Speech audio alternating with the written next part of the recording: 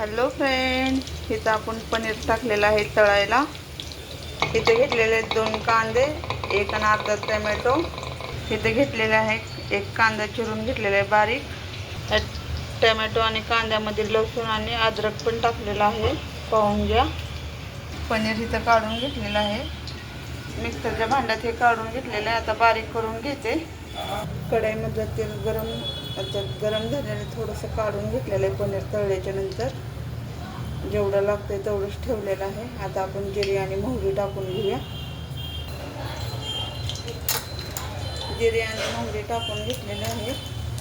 जरा जिरं भरपूर टाकलेलं आहे.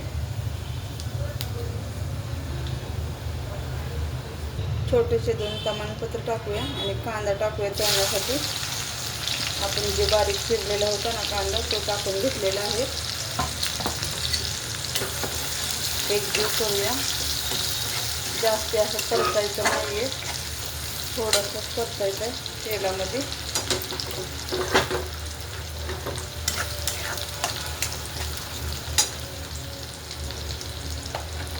इथं आपण टोमॅटो आणि कांद्याची ग्रेव्ही करून घेतलेली आहे.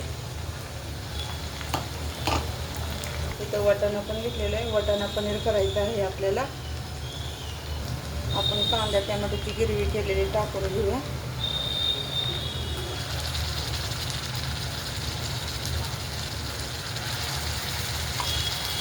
आता बाजूला जी तेल दिसतं ना, तिथं आपण बेसन टाकून घेऊया तळण्यासाठी. थोडंसं, अगदी थोडंसं, म्हणजे पाणी एकीकडे नाही होत आणि भाजी एकीकडे नाही होत. आता आपल्याला बेसन तळल्याने वाटलं ना, तर आपण एकजीव करून घ्यायचा या पद्धतीचा.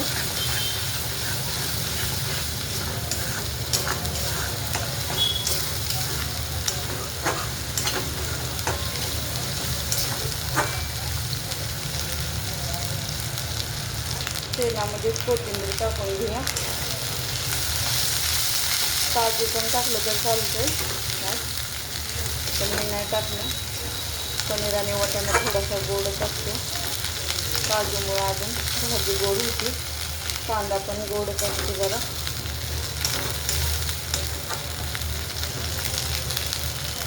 आता वाटाणा टाकून घेऊया सुरुवातीला आपण तेलामध्ये परतण्यासाठी.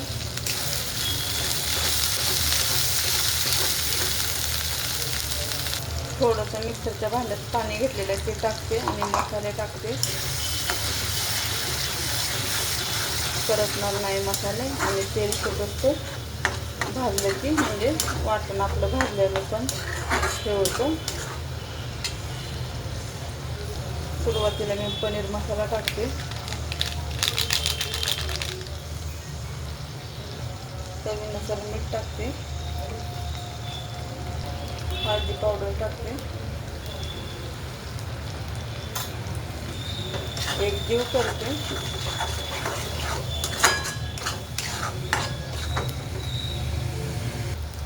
थोडासा लाल मसाला आणि कांदा लसूण मसाला घेतलेला आहे, तो पण टाकून घेतलेला आहे.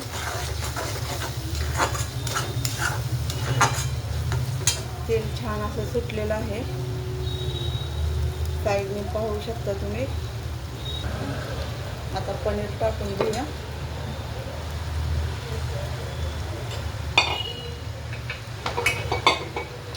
एकजीव करूया. एकदम थोडीशी वल्लीशी भाजी करायची आपल्याला. वाटाणा थोडासा उकळून घेतला तरी चालतंय मिठाच्या पाण्यात. छान असा कलर आलेला आहे. आता आपल्या आवडीनुसार पाणी टाकायचं. मी एवढंच टाकणार आहे पाणी.